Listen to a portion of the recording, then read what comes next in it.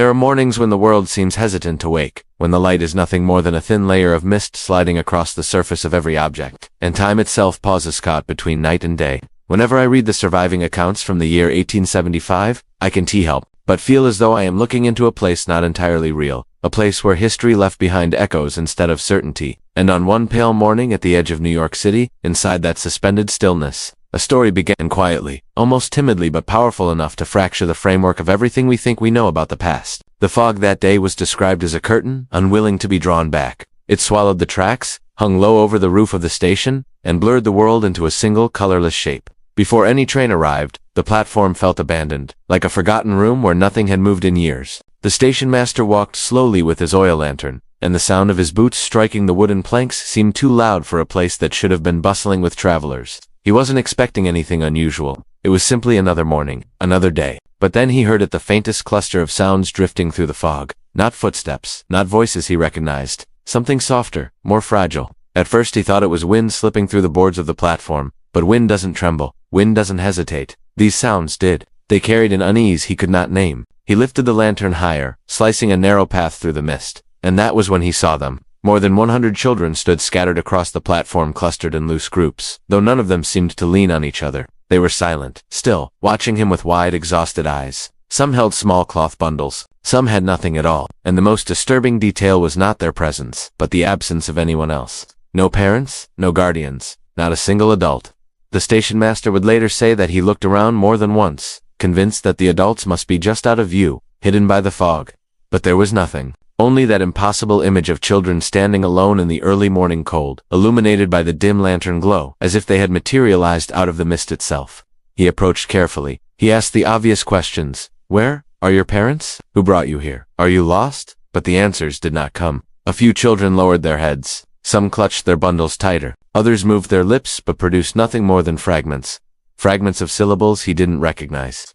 Years later, people tried to rationalize it, suggesting that children were immigrants, or that they spoke regional dialects unfamiliar to the station master. But his original notes say something different. He wrote that the sounds they made were not dialects, not accents, because dialects still have structure, rhythm, rules. These did not. They were broken in ways that language is not supposed to break. The words rose and fell strangely, like someone trying to replicate speech from memory alone. One small child, no older than 6, pointed into the fog behind him and said a string of words the station master claimed he could never forget, though he never discovered what they meant. The boy spoke as if naming something he believed the man should see, yet nothing was there.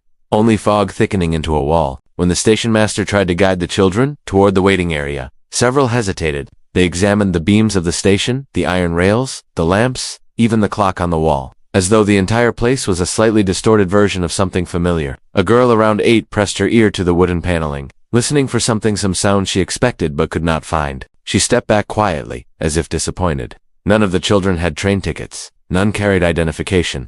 There were no letters pinned to their clothing, no notes from frantic parents, no explanation at all. They were not abandoned in the usual sense. They had simply materialized, without origin, without story. A local inspector was called. He asked again where they came from. This time a few children answered, but their answers made even less sense. Some named towns that did not exist. Others described places no one had ever mapped. One boy said he came from the city of white stones that hum at night. Another whispered about a tower that glowed in the darkness. A girl with tangled hair murmured that the sky changed color before everything went quiet. What was a man in 1875 supposed to do with such words? These weren't the fantasies of children raised on books or traveling shows. Many were too young to invent such imagery, too shaken to fabricate stories. And yet the images they tried to describe did not match the world of the 19th century or any century documented by historians. But perhaps the deepest strangeness of that morning lies not in their words, nor in their silence, but in the emotions that never appeared. Not a single child cried. Not one screamed or called for a parent. The platform was filled with children, but devoid of the anguish that should have echoed across it. Instead, they carried a different kind of stillness, one that felt older than fear itself. A stillness that suggested they had already endured something far larger, far darker, far more incomprehensible than being left alone at a train station. Witnesses would later call that morning the beginning of a mystery, but it was more than that. It was the first crack in a timeline that had always seemed solid, a fracture revealing that somewhere, just beyond the borders of our recorded history, something had happened, something that had displaced children but erased adults, something that had left behind a generation without origin. And as the fog lifted ever so slightly, the unspoken question rose with it. Where did these children truly come from? If you trace the official records, if you flip through the yellowed ledgers stacked in quiet archives across the country, you will find a name that appears again and again: the orphan train movement. Between 1854 and 1929, more than 200,000 children were placed on trains in America and sent westward in an effort, so the story goes, to give them better lives. Historians frame it as an act of compassion, a social reform, a noble attempt to rescue abandoned children from the crowded cities of the East. But as with so many stories wrapped neatly in moral clarity, there are corners that do not catch the light. If you linger in those dim spaces, the narrative begins to shift. The edges fray, and just beyond the frayed edge lies something unaccounted for. It begins with a question so simple that it's unsettling to realize how rarely it is asked. Where, exactly, did all those children come from? 200,000 is not a small number. It is not the residue of street poverty or the casual indifference of a developing city. It is a population large enough to fill entire towns. Yet, when you search for their origins, for their documents, their street addresses, their baptismal records, you find gap stretches of nothing where history should have been. Some children arrived at orphanages with no names. Others carried the names of places that existed nowhere in the United States. A few were recorded as speaking unusual languages, though no one could identify what those languages were. Many had no memory of their parents. Some insisted they never had any. And perhaps most troubling of all, quite a number described memories that were incompatible with the century they were living in: memories of buildings that glowed, machines that hummed, or cities with towers that reached almost impossibly high. It's tempting to dismiss these recollections as embellishments, or dreams, or the result of trauma. But when the stories repeat across states, across years, and across thousands of miles, the coincidence becomes too deliberate, the pattern becomes too familiar. Railway workers spoke of trains that were strangely quiet when they arrived, children sitting in rows, obedient, almost numb, as if they had already traveled far longer than the rail lines could explain. There are accounts of station clerks who tried to ask them simple questions and received only fragmented answers. Pieces of sentences that seemed shaped by another structure of grammar entirely. Some of the youngest children could not even identify basic objects around them, as if the world they were now seeing was slightly different from the one they had known before. A matron in a Manhattan orphanage wrote in her personal journal that one group of children brought to her facility looked at the lamps in the hallways as though expecting them to move. Another noted that several children flinched when hearing distant thunder, their bodies curling inward as if remembering something far more powerful than a storm. These were not the behaviors of typical orphans. And then, there were the numbers. Impossible numbers. In some years, the recorded influx of children at certain institutions exceeded the number of known abandoned or homeless children in the city. No tragedy had occurred to explain such a surge. No epidemic, no famine, no fire. The children simply appeared too many to be accounted for, too many to be explained away by the limited social crises of the time. The orphan train movement framed itself as a solution, but the scale of the problem it claimed to solve had no documented cause. Even the administrators seemed uncertain. Many of them wrote notes that teetered between confusion and resignation. One supervisor in Boston admitted that sometimes children were delivered to their doorsteps without clear paperwork, without escort, without explanation. A clerk in Philadelphia wrote that she processed children who did not seem to understand the purpose of clothes. In Chicago, an officer documented children who insisted they had come from a city that no longer stands. These details never entered the public reports. They were filed as oddities, scribbled into margins, hidden in private letters that would only surface decades later. But strange as they were, they formed a collective whisper. A whisper that something about the orphan trains was not what it appeared to be. But the mystery deepens in a different direction because the movement was described as humanitarian, yet many trains traveled with minimal staff. Some traveled with no adults at all. Carriages filled with children rolled across hundreds of miles of land, with only the oldest child instructed to keep everyone calm. Railroad workers reported seeing children disembark in silence, as if they understood they were being redistributed, yet did not understand why. In small towns, families gathered as the train whistle sounded. The doors opened, and the children were lined up. Some were taken in, some were not. Some were separated from siblings, though they clung to one another with a desperation that frightened the onlookers. And yet the records show that many of these children did not remember whether the siblings they were clutching were their true family, or simply the only familiar face that had survived alongside them. Imagine, for a moment, what kind of event would erase such memories? What kind of force could leave behind a generation of children who no longer knew their names, their families, their languages, or the world they came from? The orphan train movement describes itself as an act of mercy, but the truth lying beneath it pulses with a very different rhythm, because hidden beneath the train whistles, the adoption papers, and the well-intentioned speeches of reformers, there is a deeper silence. A silence shaped by children who carried fragments of a world that did not appear on any map drawn in their lifetimes. A silence shaped by children who seemed not abandoned, but displaced. Not forgotten, but removed. Children who did not lose their parents to poverty or illness, but to something far larger, something that erased adults, yet left children alive. The trains gave these children somewhere to go, but they never explained where the children had been before. And if we look at the orphan trains not as a charitable movement, but as a mechanism to redistribute survivors, then the story begins to align with something older, darker, and far more difficult to fit into the narrative of American history. What if the orphan trains did not gather children from the streets of New York, but from the aftermath of a vanished world? If you spread out the old maps across the table, maps drawn by cartographers with ink-stained hands and eyes sharpened by long voyages, you will eventually notice a word repeated with surprising confidence. It appears on French atlases, on Dutch navigation charts, on English surveys commissioned by the Crown. Sometimes the letters stretch boldly across the northern half of Asia, sometimes they arc over the frozen plains of Siberia, sometimes they spill into the edges of North America, as though the land itself once stretched farther than we remember. The word is Tartaria, not a small province, not a forgotten tribe, but a landmass so vast it dwarfed many of the empires we now call great. Yet today, Tartaria is nothing, not a nation, not a collapsed empire, not even a disputed territory. It is simply gone. Official histories dismiss it as a vague geographic term, a convenient label for nomadic groups, or a misunderstanding born from limited exploration. But the old maps do not treat it as vague. They give Tartaria borders, cities, symbols, denoting governance. The confidence with which it appears is unsettling when contrasted with the silence that followed. A name that large should take centuries to disappear. Instead, Tartaria fell out of the record with a swiftness that resembles erasure. When I first encountered those maps, I felt a strange sensation, something between curiosity and the faint tug of déjà vu, as though I was not discovering a lost place, but remembering something that had been deliberately unremembered. And as I followed the trail deeper, the feeling only grew stronger. The architecture is what troubles historians the most. Scattered across cities from Eastern Europe to Central Asia, and even in parts of North America, stand buildings whose origins cannot be reconciled with their supposed time periods.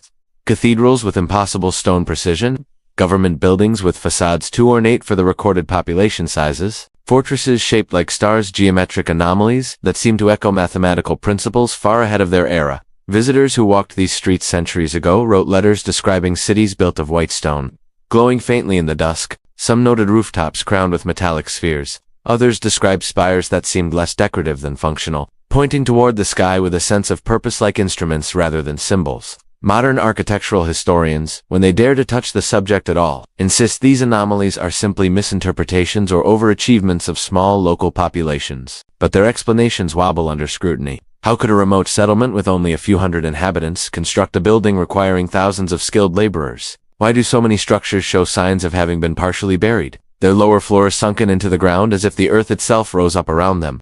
Why does the engineering reflect a level of symmetry and vibration control unknown in the recorded 18th century? The silence around Tartaria is not the silence of time, it is the silence of revision. And the disappearance of Tartaria from textbooks is not due to irrelevance, it is due to inconsistency. Because if Tartaria was real, if it existed as more than a cartographer's imagination, then its absence raises a question that echoes back to the children found on the train platforms. What happened to the people who belonged to this place? Historical collapses leave trails, ruins, bones, languages, pottery, records. Civilizations do not dissolve without friction, they decay, they fracture, they survive in altered forms.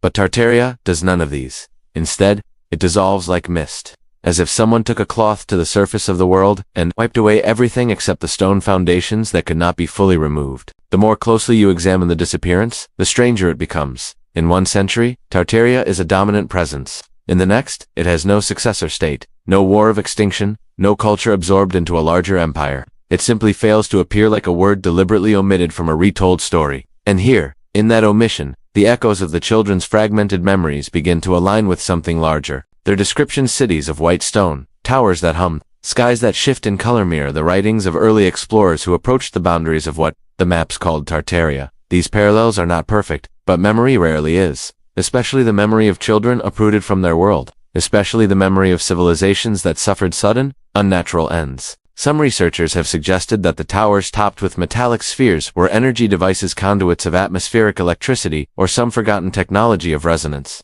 Others have pointed to the star-shaped fortresses, whose geometry seems less like defensive architecture and more like the layout of circuits designed to regulate some unseen current running through the ground. If these interpretations hold even a sliver of truth, then Tartaria may not have been a land of nomads, but a civilization whose understanding of natural forces differed fundamentally from our own. A civilization whose downfall, therefore, might not have been gradual, But if Tartaria fell suddenly, then its disappearance should have left a human trace, a migration, a scattering, a diaspora. Instead, what the records show is unnerving. A sudden drop in adult population across large regions during the same centuries when Tartaria vanished from the maps, and at the same time, the inexplicable appearance of thousands of children. Children who did not know where they came from, children who described places that do not exist in our modern world, children who seemed disoriented not by abandonment, but by dislocation. It is almost too neat, too aligned, too precise. The maps show a vanished civilization. The architecture shows lingering fragments of its presence. The census records show a missing generation. The train stations show the survivors small, fragile, voiceless and, yet carrying the last memories of a world erased. If Tartaria truly existed, then its people did not fade slowly into history. Something removed them, something powerful enough to wipe adults from the record yet leave children behind. Something that left behind only stone foundations, buried lower floors, and memories lodged in the minds of orphan children who had no words for what they had seen. So as we move deeper into this story, the question grows sharper, heavier, more impossible to ignore. Was the disappearance of Tartaria not a historical event, but a historical intervention? There is a certain fragility to memory, especially the memories carried by children. They bend, they warp, they soften at the edges. And yet, paradoxically, there is something about the memory of a child that can survive where the memory of an adult would crumble. Adults explain what they see. Children simply carry it. They do not analyze. And so their recollections slip past the filters that would normally bury the impossible. That is why the earliest accounts of the orphan children, those inexplicable clusters that appeared in New York, Boston, Chicago, Philadelphia, feel so haunting, because when the adults around them tried to extract some logic from their fragmented speech, they found instead a mosaic far older, far stranger, and far too consistent to ignore. A social worker in Massachusetts described a girl no older than 7 who drew the same image over a tall tower crowned with a metallic sphere, positioned at the center of a plaza made of white stone. The girl shaded the stone carefully with the flat edge of the pencil, as though she remembered its texture. She drew the sphere with a circular precision far beyond her age. When asked what the tower was for, she responded with a sentence the worker struggled to write down. It hummed so the sky would stay awake. Another boy, found wandering alone near the Hudson River, repeatedly insisted he came from a city where the light did not come from the sun, but from the roofs. No one understood what he meant until he mimed the gesture, his small hands forming a dome shape above his head, vibrating slightly as though recalling a resonance still trembling in his bones. He described walking along wide streets paved with stone so smooth that the cold sound of footsteps echoed like water. There were dozens of such reports. Children who spoke of buildings that glowed softly in the dusk, children who recalled plazas arranged in perfect circles, children who described bridges curved like ribbons across wide canals, and always a recurring image of white stone, luminous, immaculate, etched with patterns they tried their best to redraw, but could never fully replicate. A few caregivers assumed these were fantasies inspired by stories or dreams, but the consistency of these images across states, across children who had never met, created a pattern that seemed to speak of something else entirely, something that whispered of origin instead of imagination. One report stands out in particular. A boy brought to an orphanage in Ohio was said to have nightmares so severe that he would wake gasping for air, clutching at his chest as though trying to push away an invisible weight. When the caretakers coaxed him to speak, he described the ground moving like a wave and the adults disappearing in the shaking. He remembered standing on a balcony of white stone and seeing towers sway against a sky that changed from blue to an unnatural shade of violet. His final words before drifting back into shallow sleep were recorded carefully by a nurse. The hum stopped, and everything died. It is so very easy to interpret these recollections as trauma dressed in metaphor. But when placed beside the architectural anomalies scattered across Eurasia, beside the buried lower floors of buildings in Moscow and Chicago, beside the star forts whose geometry mirrors the circles drawn by these children, the memories begin to look less like imagination and more like the last flickers of a world swallowed too quickly to leave behind written testimony. Some researchers working on the fringes of what academia permits have suggested that the children were recalling the final moments of Tartaria, the city-states of white stone, the energy towers topped with metallic spheres, the hum that echoed through their streets, a hum that perhaps was tied to a form of atmospheric electricity or resonance-based technology far beyond anything recorded in the industrial age. And if that if something disrupted the system that kept their cities alive, then the children's memories begin to align with something catastrophic. A girl in Kansas told her foster family that she remembered a sky that made a single loud breath. She stretched her hands apart as she described it, as if showing something being pulled open and then snapped shut. Another child described a wall of earth that rolled like a storm, and even though he could not articulate it clearly, his hands drew the shape of a wave. These fragments echo the same theme. A world experiencing an event beyond anything our current history acknowledges, something sudden, violent, and global. There were also reports of children who reacted strangely to sound. A church bell in Missouri caused two siblings to collapse in tears, their hands pressed over their ears as though its frequency triggered a memory buried too deep to name. Another child refused to sleep in a room with windows, claiming that the last time the windows shook, the sky broke open. But the most unsettling detail comes from a handful of children who described the moment the adults disappeared. One girl whispered that the adults fell asleep standing up. Another insisted that her mother was pulled into the dark behind her. A boy said, the adults turned to dust without falling. None of these accounts make sense in a literal way, but trauma does not always speak literally, and the common thread between them, adults vanishing while children survive, repeats across region after region, report after report, which raises the question, could a force exist in natural or otherwise that affects adult physiology differently from that of children? There are rare modern parallels, certain gases that overwhelm larger lungs faster than smaller ones, certain frequencies that cause disorientation in adults but not in young children, even pressure waves that collapse the tissues of mature bodies more severely than small ones. If Tartaria truly had some form of atmospheric or resonant technology woven into its cities, and if that system failed catastrophically, then a scenario begins to emerge. A scenario in which the adults, those larger, heavier, more physiologically vulnerable, perished almost instantly, while the smallest members of the society survived just long enough to wander out of their collapsing world. And if those children wandered far enough, if the event displaced them across distances we cannot explain, if cities collapsed and mud rose and the hum of their world fell silent, then perhaps the memories they carried were not hallucinations, but histories, not fantasies, but the last living shards of a civilization whose final chapter was written not in ink, but in the trembling of the earth and the flicker of a sky turning purple. The adults vanished. The children survived, and their memories, half-spoken, half-forgotten, are the only remaining doorway into a world we no longer recognize. If you walk through the oldest districts of certain cities, Moscow, Chicago, Seattle, parts of Calcutta, will eventually find a door that sits beneath the ground, a window whose frame is half-buried, a staircase that descends into earth that was not supposed to be there. These details look like quirks of construction, or the result of careless rebuilding, until you trace them across continents and centuries. Then you begin to notice the pattern. Entire lower floors sunk into soil, windows buried in mud, entrances that now sit where basements should be. It is here, among these sunken facades, that the whispers of the mud flood begin. The term sounds almost childish-like, something invented for a folk tale, but when you study the remnants left behind, the simplicity of the phrase becomes its camouflage, because whatever happened was not a flood in the ordinary sense. It was not the slow rise of a river or the overflow of a storm. It was something sudden, something massive, something that acted not over decades or years, but in a window of time so brief that staircases, doorways, and entire districts were swallowed before anyone could dig themselves free. In Moscow, workmen rebuilding after the fire of 1812 reported layers of packed earth several feet above the original streets. The official explanation blamed chaotic construction, as if carelessness could bury windows 12 feet underground. In Chicago, entire city blocks had to be raised on jacks, thousands of buildings lifted at once, just to align the streets with the new ground level.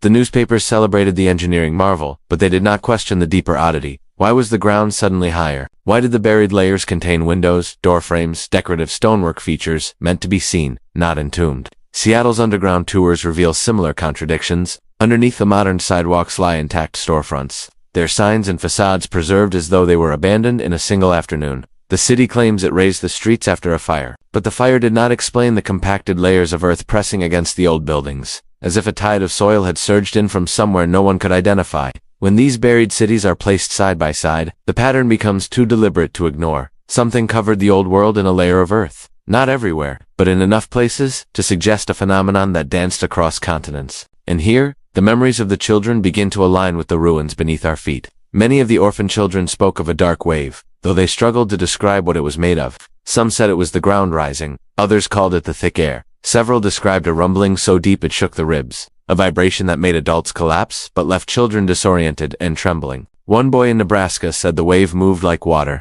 but heavier, a line that puzzled his caretakers until decades later when his journal was discovered and compared with underground architecture around the world.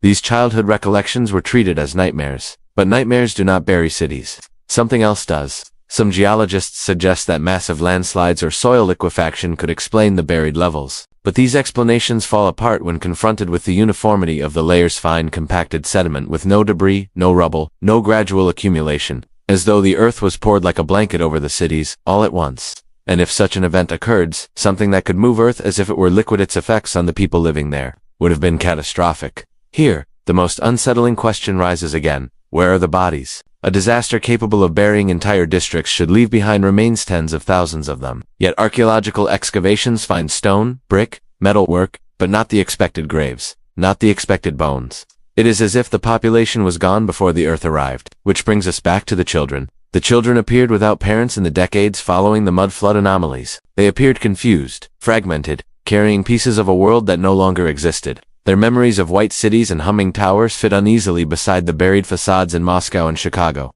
Their recollections of a wave align disturbingly well with the geological evidence. But the most chilling connection lies in what they didn't remember. Not one child remembered seeing bodies. Not one recalled funerals. Not one spoke of death in the ordinary sense. Instead, they remembered disappearance.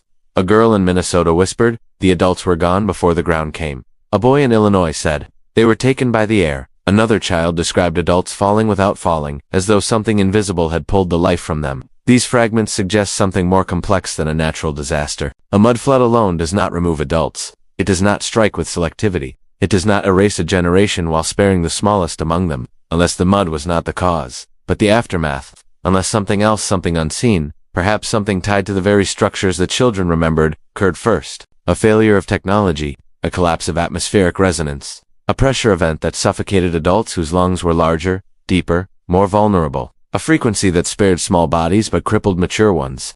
If Tartaria did indeed possess an energy system woven into its architecture, towers that hummed, domes that vibrated, spheres that amplified frequency, then a catastrophic overload might produce effects that our modern science can barely model. A hum turning sour, a resonance collapsing inward, an atmospheric wave shattering the breath of millions in an instant. And then, seconds later, the earth rising, the mud flowing, the remnants being swept into the cracks of a sleeping world, children wandering out of ruined cities, unable to articulate what they had seen. Children carried by currents of wind, or panic, or something else entirely into distant lands. Children who would be found standing in fog, silent, displaced, forgetting more with each passing day. The mud flood was not water, and maybe it was not even the disaster itself. Maybe it was the Earth's attempt to cover what remained after a catastrophe that tore through the atmosphere instead of the soil. If the adults died first, vanished first, then the layer of mud was not the cause, but the burial. A burial too vast for human hands to orchestrate, too synchronized to be natural, too silent in the historical record to be accidental. And that silence, that impossible silence,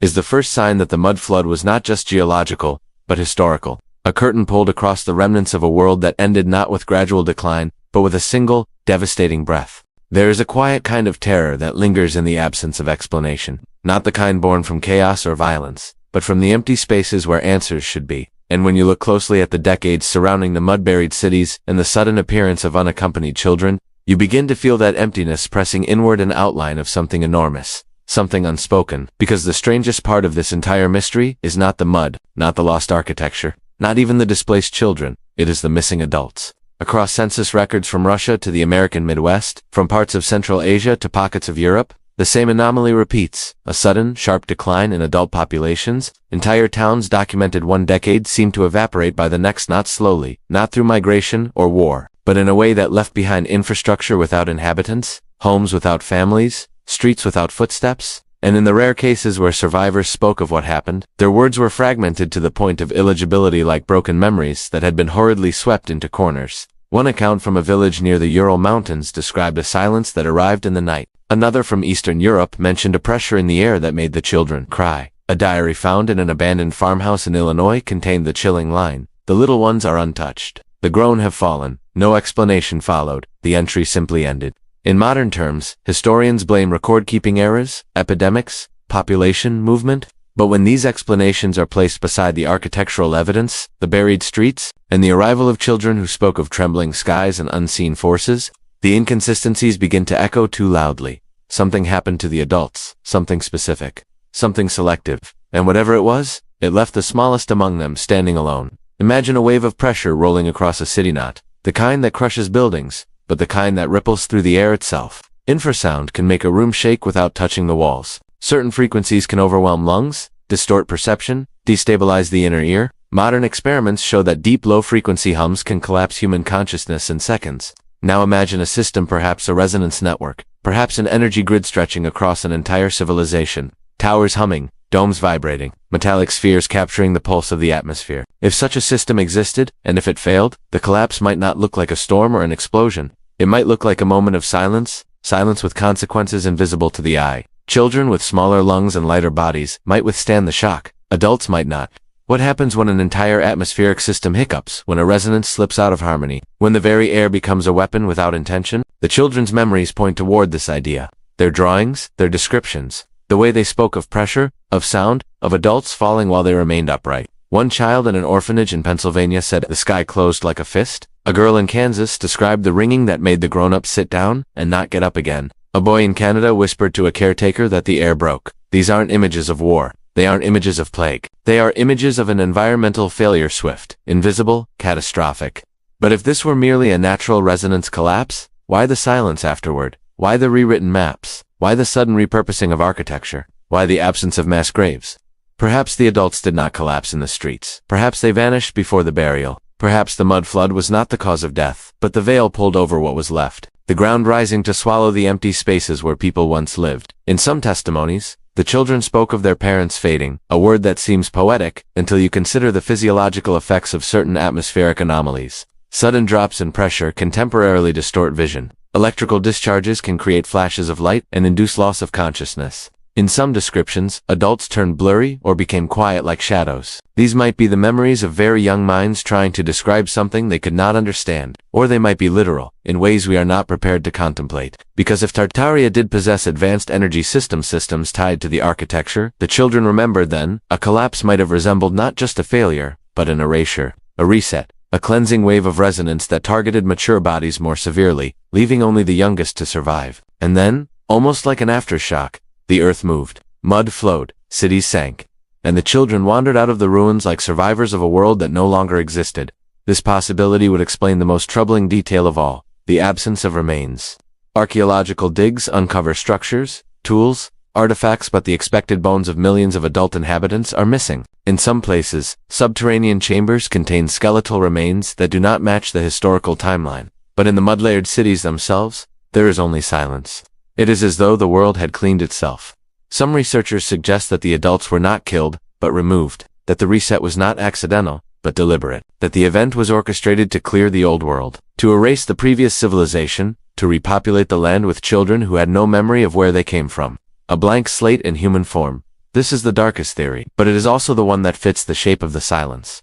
Because the orphan trains did not merely relocate abandoned children, they relocated children who appeared after the anomalies. Children whose origins could not be traced. Children who became the foundation of new societies without ever knowing what stood beneath their feet. If the adults were intentionally removed, the children became the seeds of the world that followed. If the adults died through a catastrophic resonance collapse, the children became accidental survivors. If something else, something outside the frame of our understanding intervened, then the children were the spared. In every scenario, the pattern remains. The adults vanished, and the children inherited a world rewritten, and perhaps this is why the children's memories faded over time. Not only because memories blur with age, but because the new world required forgetting. Because remembering would have made it impossible to belong to the world that rose after the silence, and so the mystery deepens. Not in the evidence we find, but in the evidence we do not. What catastrophe removes the adults but leaves the children standing in the fog? What failure buries cities yet spares the smallest survivors? What silence is powerful enough to erase a civilization, yet quiet enough to hide in the folds of history? The adults are missing, but their absence still speaks. If you look at old photographs from the late 18th, screenny, sepia-toned windows into a world that feels familiar yet strangely distant, you will eventually come across images that do not fit. Images of vast courtyards, towering domes, impossibly ornate colonnades, and gleaming white facades stretching farther than the camera lens could capture. They look ancient, monumental, the kind of structures one expects to find in lost civilizations or at the heart of empires long gone. And yet the captions beneath them say something else entirely. World's Fair, temporary structures, demolished after the event. Temporary, built in months. Destroyed without resistance. If the mud-buried cities whisper of a catastrophe, the World's Fairs speak of something more deliberate, a performance, a cover story staged in broad daylight. Begin with Chicago, 1893, the Columbian Exposition. They called it the White City. Buildings that looked carved from marble rose across 600 acres, arranged with such symmetry that visitors described the place as otherworldly. Domes larger than anything in America at the time shimmered in the sun. Arches soared with a geometry so smooth it resembled stone melted into perfection. Even today, architects study the site with quiet disbelief. The official story claims the buildings were made of plaster and wood, assembled in 2 years, never meant to last. But the photographs tell a different truth. Sharp edges, precise stonework, details too intricate for temporary materials. Some visitors wrote that the buildings felt old, as if they had been uncovered, not constructed, and perhaps that is exactly what happened. A rumor circulated among workers at the time, never printed. Always whispered that beneath the fairgrounds, older foundations were discovered. Some spoke of rooms filled with compact earth, as though buried long before the fair was planned. Others said the architects were told to follow the original lines, a phrase that makes little sense, unless those lines already existed in the ground. But the most unsettling detail is the speed of the demolition. Only months after the fair closed, the palaces were destroyed, not preserved, not repurposed, destroyed. Dynamite charges placed at the bases of arches. Fires set intentionally. Whole districts erased before the public had time to ask questions. Why build monuments of breathtaking beauty just to burn them down? Why go through such effort for a performance so fleeting, unless the purpose was not to build, but to erase? Consider St. Louis, 1904, another temporary city of impossible architecture, same story, rapid construction, rapid destruction. Then San Francisco, 1915, the Panama Pacific Exposition. Photographs reveal a city of towering domes, grand plazas, and spired towers that looked nothing like American architecture of the era. Many buildings were made of stone but were still dismantled afterward, as if their existence posed a danger. The pattern grows sharper with every example. What if these were not temporary structures? What if they were remnants of Tartaria, cleaned, decorated, renamed, put on display as triumphs of the modern age, then destroyed before they could be studied? The idea is unsettling, but consider the similarities between the world's fairs and the fragments children described in their memories. White cities, humming towers, metal spheres atop roofs, arches aligned in perfect symmetry, light that seemed to have a color of its own. These details appear again and again in both places, photographs of the fairs and drawings by children who supposedly came from nowhere. And then there is the symbolism. The fairs often used phrases like a new beginning, rebirth of civilization, a world renewed, strange words for events that supposedly celebrated progress, not replacement. One architect from the era, interviewed decades later, said, "It was as if we were polishing the bones of something older." He never elaborated, he never had to. Some workers claimed that during construction of the Chicago Fair, they found a massive underground chamber containing pillars that did not match the blueprints. The chamber was sealed, and the workers were paid to forget. Others recalled tunnels beneath the St. Louis Fairgrounds, tunnels made of stone, not built by the fair's engineers. These stories were dismissed as nonsense, but taken together, they form a silhouette, a shape behind the curtain. Imagine a world where Tartarian structures, buried by mud, were partially uncovered in reconstruction efforts. Imagine officials deciding to repurpose and reframe them as modern marvels, instead of remnants of a forgotten civilization. The fairs become theatrical unveilings, a final showing before erasure. It is easier to destroy something when the public believes it never truly belonged to history. The fairs may have served three purposes. 1. Revealed the remnants briefly so they could be reinterpreted as modern. 2. Erased them quickly before scholars questioned their origins. 3. Replaced the narrative fully by associating monumental architecture with the new world, not the old. For the spectators, the fairs were dazzling exhibitions. For the organizers, they were a controlled demolition. For the remnants of Tartaria, they were the final burial. Chicago's White City burned.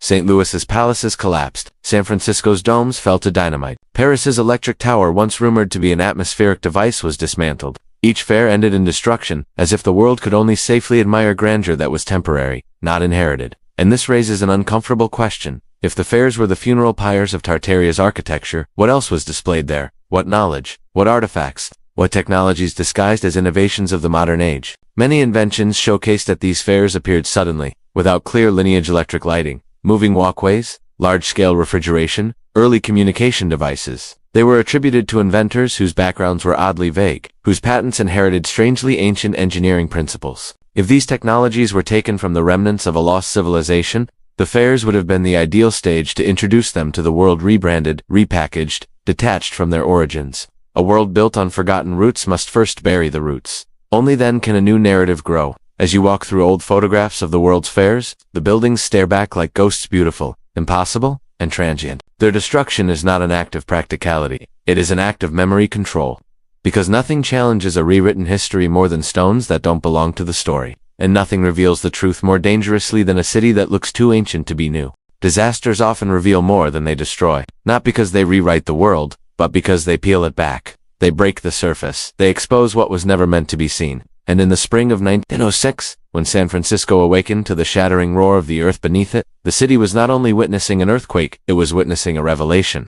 For 3 days, fire turned the streets into rivers of flame. Buildings folded into themselves like exhausted giants. Smoke blotted out the sun until the city glowed dimly, as if suspended between night and day. Most histories focus on the devastation above ground, the photographs of twisted steel and collapsed facades. But the true story, the quiet one, the hidden one, lies beneath the rubble. Because what rose from the cracked earth did not belong to the San Francisco of 1906. It did not belong to America. It did not belong to the century at all.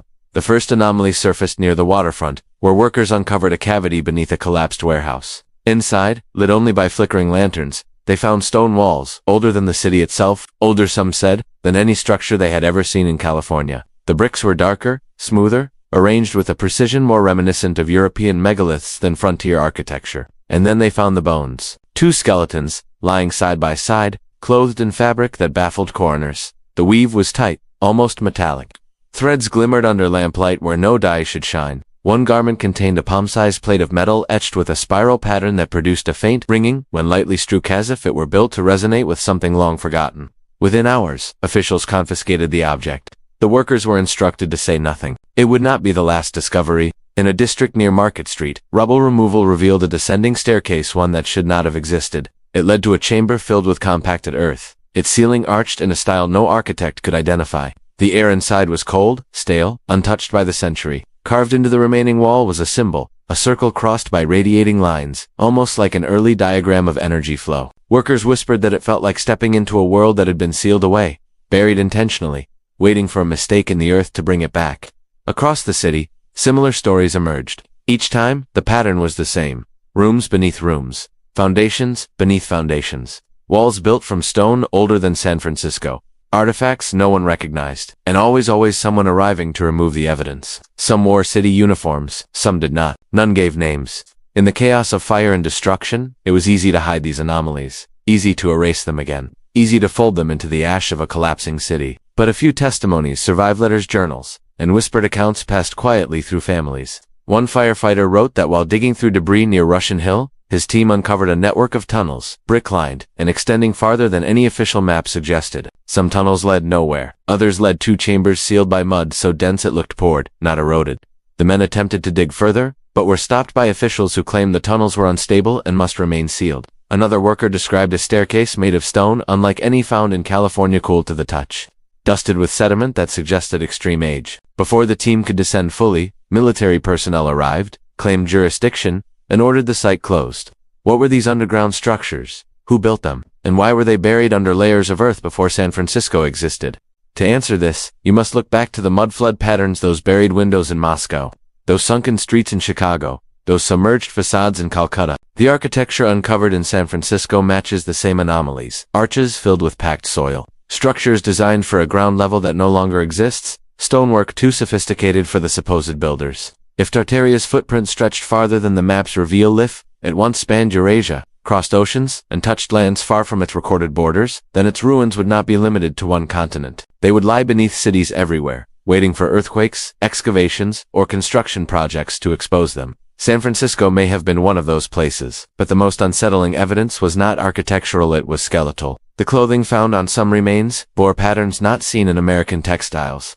Metallic threads, geometric motifs, stitching techniques that suggested a different aesthetic entirely. One worker claimed he saw fabric that shined like wet stone. Another wrote in a private letter that the skeleton he saw was not native, not European, not anyone I could place. It felt out of time. Coroners, overwhelmed by the disaster, were unable or unwilling to study these bodies in depth before officials seized them. Some workers were told the remains belonged to early settlers. Others were told they had seen nothing at all. But the details did not match early settlers. The details matched something else.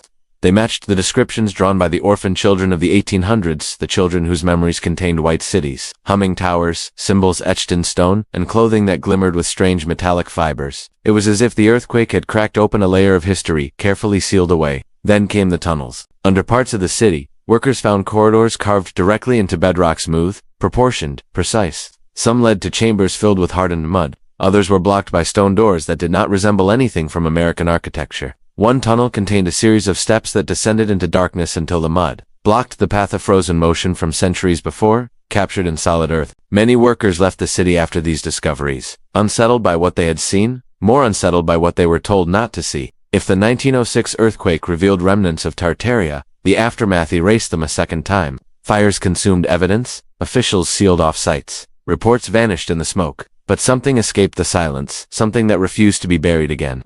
It was the pattern. The architectural anomalies beneath San Francisco mirrored those beneath European fortresses, beneath Asian cities, beneath American streets, raised to hide their original levels. The objects found matched descriptions whispered by displaced children a generation earlier. The bones belonged to people whose cultural signatures did not match any known community of the region. San Francisco was not an exception. It was a rehearsal of the same truth. Beneath our cities lie the ruins of a world older than the maps, older than the names, older than the version of history we inherited. And sometimes, when the earth shakes hard enough, it remembers. Long before the Orphan trains creaked across the American Midwest, long before children appeared on fog-covered platforms with memories that did not fit the world around them, the earth had already whispered this pattern. It surfaced not in census records, nor in official documents, but in a story told quietly through centuries, a story so strange, so improbable, that historians filed it under folklore. Yet when placed beside everything we have traced so far, that tale begins to feel less like myth and more like a distant echo of something real. It is the story of the Green Children of Woolpit.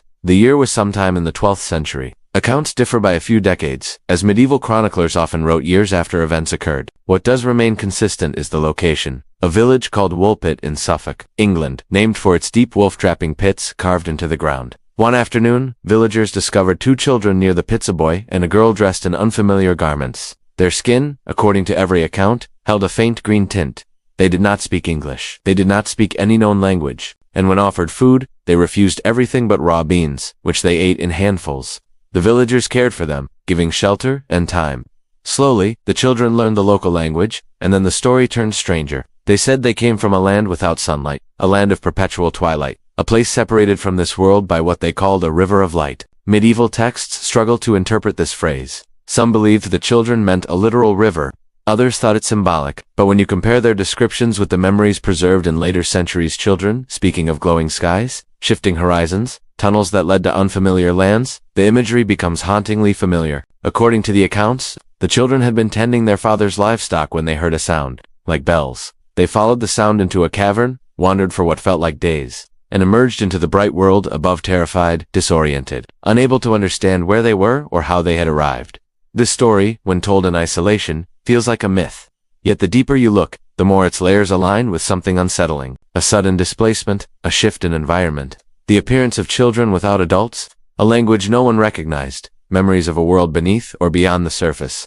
Does this not echo the children found centuries later on train platforms in America, speaking words no one understood? Does it not mirror the memories whispered by those who survived the mud-buried cities, the ones who spoke of light that hurt their eyes, resonance in the air, and the feeling of being lifted from one world into another? It raises a troubling thought. What if the event that erased Tartaria was not the first of its kind? What if the world has experienced cycles or sets long before the 1800s? Woolpit may have recorded an echo from a previous collapse, one that left only a few children wandering out of darkness while the rest of their world disappeared behind them. And Woolpit is not alone. Across Europe and Asia, folklore contains scattered stories of children emerging from underground caverns, carrying symbols no one recognized. Russian legends tell of sunless towns beneath the Ural Mountains where children occasionally surfaced, lost and pale. Chinese folklore in the Sichuan region describes children appearing after earthquakes, claiming to come from realms beneath rivers.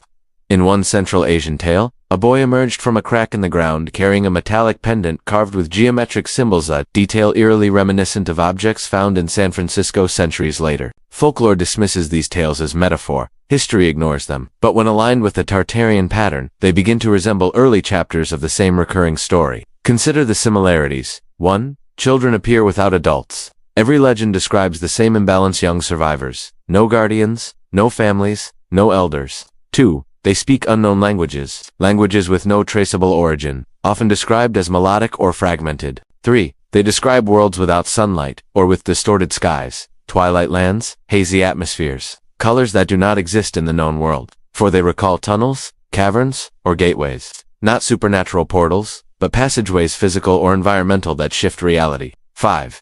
Their memories contain echoes of advanced structures, describing smooth stone, glowing buildings, humming towers, imagery identical to what later Tartarian children remembered. 6. They show signs of physiological differences. Green skin in Woolpit, light sensitivity in Ural legends, strange clothing in Asian accounts. These are not isolated myths. They are fragments from a mosaic so old the world forgot what picture it once formed, and woven through all of them is the silence. The same silence that swallowed Tartaria. The same silence that followed the mud flood. The same silence that left adults missing, leaving children behind like seeds scattered on the wind. If we accept these legends, not as fantasies, but as distorted memories, tiny, surviving threads from earlier resets, then the pattern becomes almost unavoidable. Civilizations rise. A catastrophe, natural, technological, or intentional, intervenes. Adults vanish. Children survive. Their memories blur across generations as they merge into new cultures. The old world is buried physically, culturally, historically, and a new world begins, unaware of the foundation beneath it. Perhaps Tartaria was simply the most recent cycle. Perhaps the lost children of the 1800s were the last great wave of survivors, and the green children of Woolpit were echoes from a cycle before that. A faint memory returning again and again, in different forms. Different centuries, different languages, but always carrying the same shape. The shape of a reset. The shape of a world overwritten. And if that is true, the question shifts. It is no longer, what happened to Tartaria, but rather, how many times has this happened before? Because children remember things adults forget. And children carry memories adults cannot survive. The stories we call myths may be the oldest testimonies on Earth, whispers from civilizations erased so completely that only the youngest fragments walked into the next version of the world. What we call folklore may be the only remaining evidence of worlds lost before ours. And as we step toward the final chapter, the silence of those worlds grows heavier. Because if these cycles exist, if resets have occurred before, then the truth hidden behind Tartaria is not just about one forgotten civilization, it is about all of them. And about the unsettling possibility that we may be living in yet another aftermath. There is a moment near the end of every story where the pieces no longer feel separate, they begin to press toward one another quietly, inevitably until a shape emerges. Not a sharp, perfect shape, but something softer, something that feels like recognition. As we arrive at this final chapter, that shape finally stands before us, a world rebuilt on the ashes of another. For centuries, we have been taught that history moves in a straight line, that civilizations rise, fall, and leave clear footprints behind them. But the traces we have followed tell a different story.